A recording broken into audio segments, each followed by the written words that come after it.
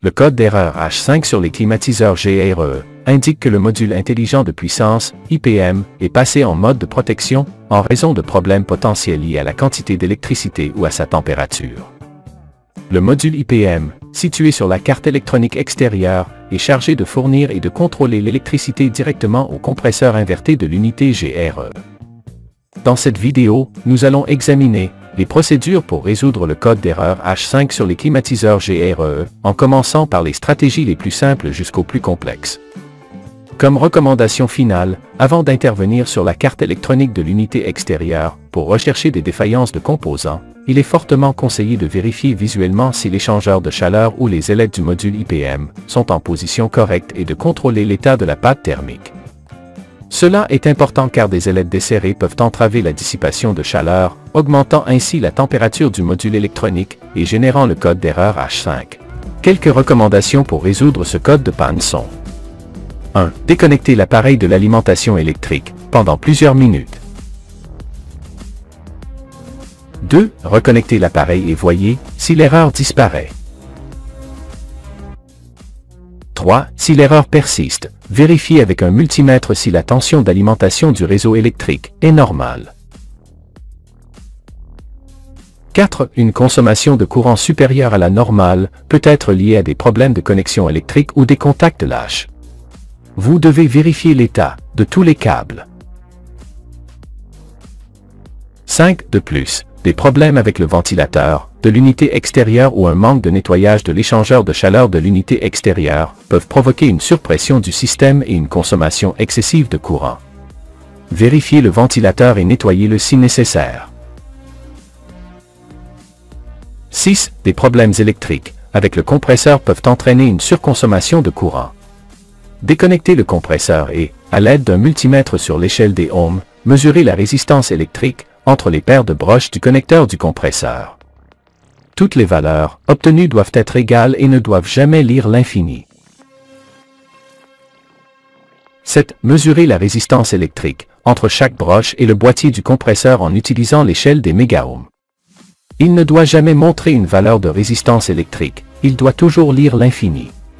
Cela exclut les fuites de courant vers la Terre. 8. Maintenant, concentrons-nous sur le contrôleur électronique de l'unité extérieure. Vérifiez si ses voyants indicateurs s'allument ou clignotent. 9. Si les voyants s'allument ou clignotent, cela peut indiquer que la carte génère une tension continue, et il est conseillé de se concentrer sur le circuit IPM, qui est chargé de distribuer cette tension générée. Si aucun voyant ne s'allume, il est conseillé de concentrer l'inspection sur le circuit de génération de tension PFC. 10. Lorsque les voyants ne s'allument pas, pour vérifier le circuit PFC, assurez-vous que la tension continue apparaît dans la carte, en particulier la tension à la sortie du pont redresseur du PFC.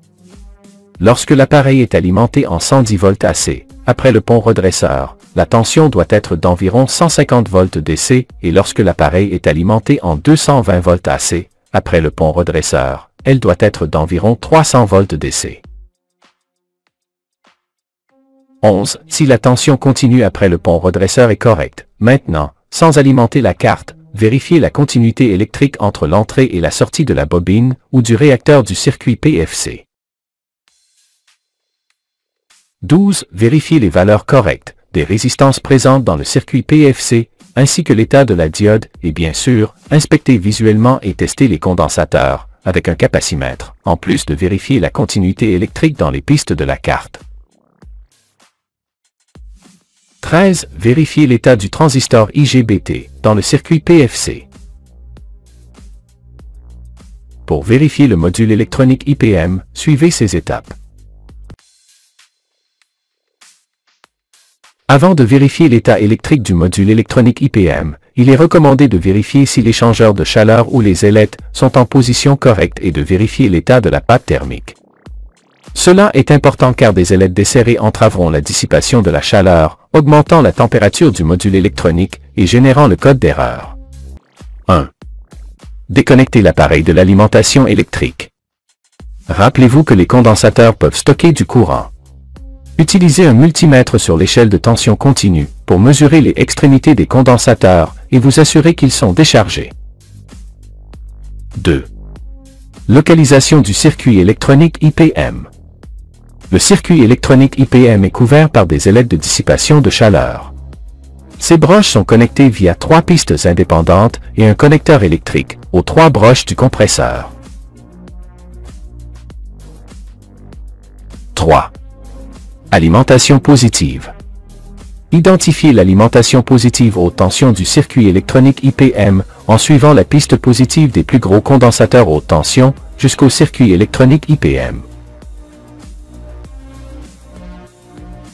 4. Alimentation négative. Identifiez la piste négative des condensateurs jusqu'au circuit électronique IPM en suivant la piste négative des plus gros condensateurs haute tension jusqu'au circuit électronique IPM. 5. Identification des points de sortie U, V, W. Ils peuvent être identifiés en suivant les pistes des connecteurs du compresseur jusqu'au circuit électronique IPM. 6. Réglez le multimètre sur l'échelle de diode. 7.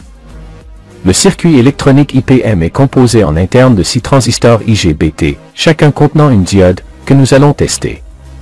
Commençons par le test d'intégrité des 3 premières diodes. A. Placez la pointe noire du multimètre sur l'entrée positive du circuit électronique IPM. B. Avec la pointe rouge, mesurez les points U, V, W. C. Les valeurs de tension d'activation minimale doivent être d'environ 0,45 volts pour chaque mesure. D. La mesure obtenue entre l'alimentation négative et chaque broche U, V, W doit donner pratiquement la même lecture. Passons maintenant au test d'intégrité des 3 dernières diodes. A. Placez la pointe rouge du multimètre sur l'entrée négative du circuit électronique IPM. B. Avec la pointe noire, mesurez les points U, V, W. C. Les valeurs de tension d'activation minimale doivent être similaires à celles obtenues précédemment. D. La mesure obtenue entre l'alimentation négative et chaque broche U, V, W doit donner pratiquement la même lecture.